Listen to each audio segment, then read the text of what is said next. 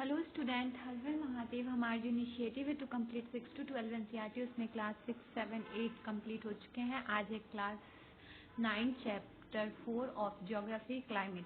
ठीक है, तो इसमें सबसे इम्पोर्टेंट टर्म है क्लाइमेट। क्लाइमेट को जानना, ठीक है। जो क्लाइमेट होता है ना, वो सम टोटल होता है वेदर कंडीशन का, जिसमें ना वेरिएशन होता है और large area long period time के लिए होता है।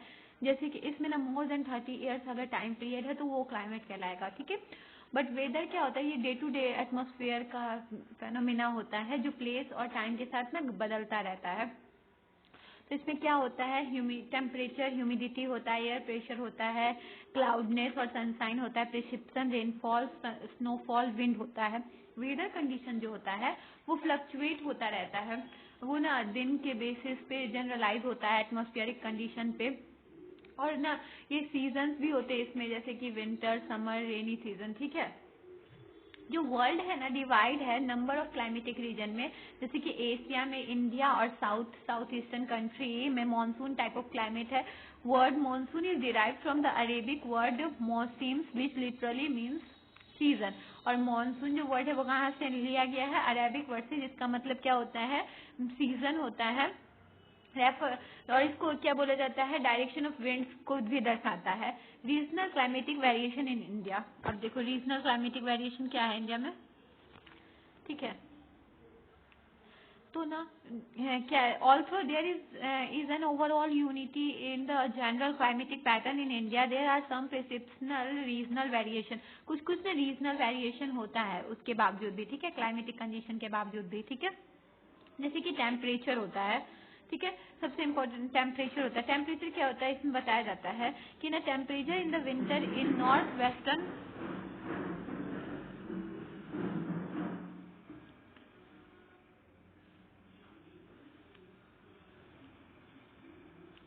जो टेम्परेचर होता है विंटर में वो ना नॉर्थ वेस्टर्न मानसून रीजन का होता है, can go down to 45 degree Celsius. और वो ना 45 डिग्री सेल्सियस, और फिर जम्मू एंड कश्मीर में, और ये 22 डिग्री सेल्सियस जा सकता है तिरुवनंतपुरम में, केरल में। ठीक है, similarly it can be go up to 50% in summer in some parts of western Rajasthan and 20% in Shillong.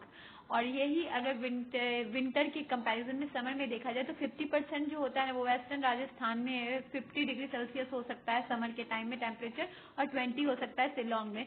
जो मैनी एरिया है ना वो वाइड वेरिएशन देखते हैं डे और नाइट टेम्परेचर में। ठीक है, जो डिजर्ट होता है वो डे टाइम में ना बहुत बहुत ज्यादा उसका टेम्परेचर राइज कर जाता है, जैसे कि 50 डिग्री सेल्सियस हो जाता है। और यही ना टेम्परेचर नाइट के टाइम में बहुत ज्यादा घट जाता है, जैसे कि 15% हो जाता है। ठीक है, अब हम सब दूसरी तरीके से देखें तो hardly any difference in day and night temperature in the Andaman and Nicobar island और इन केरला। और ये चीज हम सबको देखने को मिलेगा ही नहीं केरला और अंडमान निकोबार में। इनमें मतलब डे और नाइट कंपैरिजन में सेम ही होते हैं। ठीक है, अब इसके बाद होता है प्रेसिपिटेशन भी। अब इसके बाद प्रेसिपिटेशन के बारे में, ठीक है, तो प्रिसिप्शन है, ये वाइड वेरिएशन होता है, ऑब्जर्व किया जाता है अमाउंट ऑफ सीजन और सीजनल डिस्ट्रीब्यूशन को लेके। प्रिसिप्शन ना स्नोफॉल ऑकर किया जाता है ना, वो पार्ट ऑफ हिमालय में कंट्री रिसीव करती है स्नोफॉल, उसको बताता है। टिपिकल एग्जांपल इसका क्या है एनुअल प्रिसिप्शन का, जैसे 400 सेंटीमीटर मेघालय में और less than 10 centimetre in Ladakh and western Rajasthan. कि 400 सेंटीमीटर ना बारिश होता है मेघालय में और लेस देन 10 सेंटीमीटर और लद्दाख में और वेस्टर्न राजस्थान में बारिश होता है। ये जो मोस्ट पार्ट है कंट्री का वो रिसीव करता है रेनफॉल जून से सितंबर के टाइम में, और तमिलनाडु कोस्ट कब करता है, अक्टूबर और नवंबर के टाइम में। कोस्टल रीजन में एक्सपीरियंस करते हैं weather condition inferior region, for example temperature and seasonal contrast are relatively mild. The rainfall also decreases from east to west, और रेनफॉल में डिक्रीज होता है, ईस्ट में ज्यादा होता है और वेस्ट में कम हो जाता है। ठीक है, such difference help to create a variety in lives of peoples, the food they eat, the clothes they wear, the kind of houses they use for living and so on।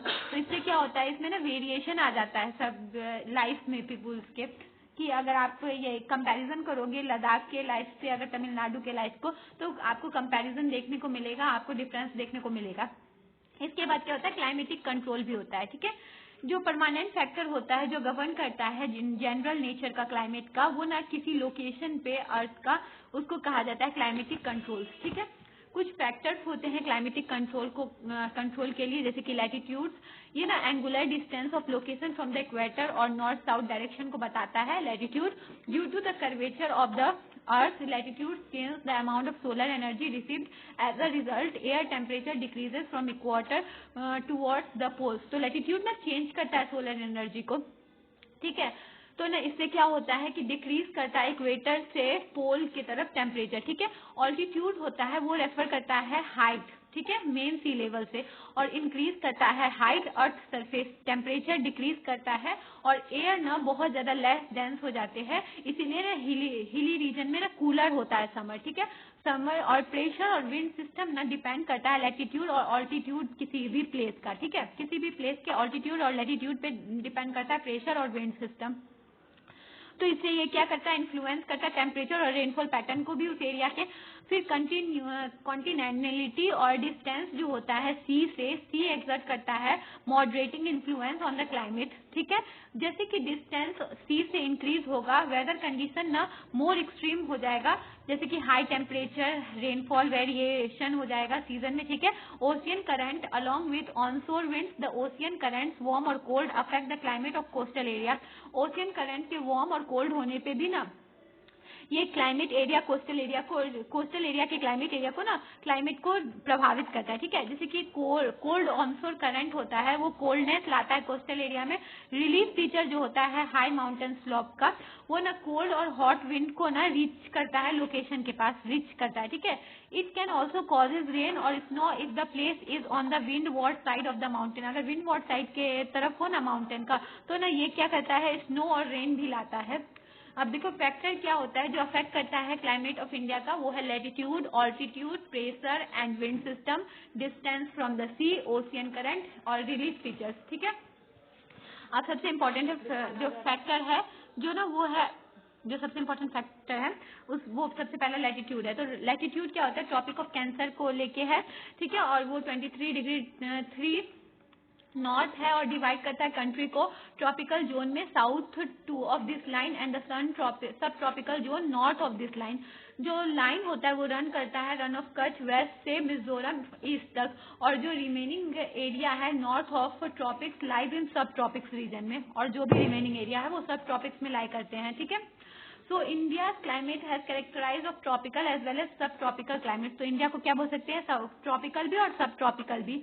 अब altitude के हिसाब से altitude भी एक factor है। ठीक है, mountain जो होता है नॉर्थ में वो ना एवरेज एलिवेशन करता है 6000 मीटर, जहाँ पे कोस्टल एरिया ना well as island maximum elevation होता है 30 मीटर ही, जबकि कोस्टल एरिया में इंडियन सब कॉन्टिनेंट एक्सपीरियंस करता है मिल्डर विंटर, जैसे कि अगर कंपेयर किया जाए इसको सेंट्रल एशिया से। ठीक है, हिमालय जो है वो प्रिवेंट करता है कोल्ड विंड को इंटर करने में सब कॉन्टिनेंट में। ठीक है, उसके बाद है प्रेशर और फिर विंड।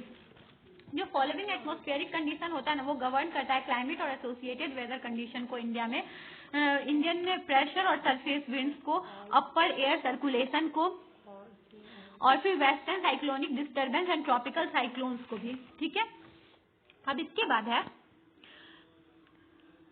इसके बाद सबसे इम्पोर्टेंट प्रेशर्स और सरफेस विंड्स के बारे में हम सब पढ़ेंगे। ठीक है, तो प्रेशर्स और सरफेस विंड्स क्या है। ठीक है, इंडिया में जो है ना, इंडिया लाई करता है कौन से रीजन में, नॉर्थ ईस्टर्ली सरफेस विंड्स के रीजन में, और ये विंड ना ऑरिजिनेट करते हैं विंटर के समय में सब ट्रॉपिकल हाई प्रेशर बेल्ट में नॉर्दर्न हेमिस्फीयर के, और ये विंड ना ब्लो करते हैं साउथ और रिफ्लेक्ट होते हैं कोल्डाइज फोर्स की वजह से, और ये कहाँ जाते हैं, मूव टुवर्ड्स कहाँ जाते हैं, इक्वेटोरियल लो प्रेशर रीजन की तरफ। ठीक है, ये विंड जो होते हैं वो ऑरिजिनेट करते हैं blow over land and hence carry very little moisture, और इसके बाद ना ये बहुत कम मॉइस्चर लेकर आते हैं। ठीक है, बहुत कम मॉइस्चर लाते हैं। ठीक है, बहुत कम मॉइस्चर लेकर आते हैं। फिर उसके बाद ना therefore they brings no rains और वेरी लिटिल रेन, और इसकी वजह से क्या होता है, बहुत कम रेन लेके आते हैं या तो फिर रेन ना ही होता है। ठीक है, इसके बाद यूनिक फीचर जो इंडियन प्रेशर विंड कंडीशन का है वो कंप्लीट रिवर्सल है। जब ना विंटर होता है तो हाई प्रेशर एरिया में ना नॉर्थ ऑफ द हिमालय में हाई प्रेशर होता है नॉर्थ ऑफ द हिमालय में, ठीक है। और इसकी वजह से क्या होता है, कोल्ड ड्राई विंड्स जो होते हैं ब्लो करते हैं एरिया में, वो लो प्रेशर एरिया में जाते हैं, ocean in the south. Summer में हाई टेम्परेचर क्या करता है, लो प्रेशर एरिया से डेवलप होता है और interior Asia and over north western India में जाता है। Air from high pressure area blow towards their region resulting in complete reversal of wind direction. तो इससे क्या हो जाता है, कंप्लीट रिवर्सल हो जाता है विंड डायरेक्शन का, ठीक है। विंड डायरेक्शन का कंप्लीट रिवर्सल हो जाता है और इससे ना विंड जो होता है high pressure southern Indian ocean से क्रॉस करता है इक्वेटर और टर्न राइट करता है लो प्रेशर एरिया की तरफ इंडियन सब कॉन्टिनेंट में। जो विंड होता है गेदर करता है large moisture while moving over the warm ocean and bring wide spread rainfall, और इससे क्या लाता है, वाइड स्प्रेड रेनफॉल लाता है इंडिया में, ठीक है, मेनलैंड इंडिया में। This winds are known as the south west monsoon winds, और इसको क्या कहा जाता है, साउथ वेस्ट मानसून विंड्स, ठीक है। अब इसके बाद है अपर air circulation and western cyclonic disturbance.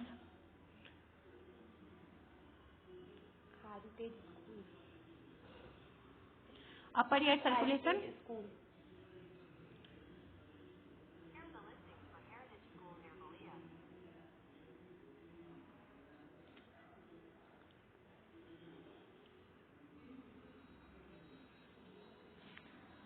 Upper air circulation और वेस्टर्न साइक्लोनिक डिस्टर्बेंस। जो अपर एयर सर्कुलेशन होता है ना किसी रीजन का इंडियन सब कॉन्टिनेंट में, वो डोमिनेट किया जाता है westerly flow which is govern by jet stream, और ये किससे गवर्न होता है, जेट स्ट्रीम से। इसका लोकेशन है 27 डिग्री से 30 डिग्री नॉर्थ लैटिट्यूड में, और ये जेट स्ट्रीम्स ना कहा किस नाम से ये जाने जाते हैं, सब ट्रॉपिकल वेस्टर्ली जेट स्ट्रीम से, और ये ब्लो करते हैं साउथ ऑफ हिमालय में through out the year accept in summer, और समर में ये ब्लो भी निकलते हैं, ठीक है। उसके बाद है last western cyclonic disturbance and tropical cyclones.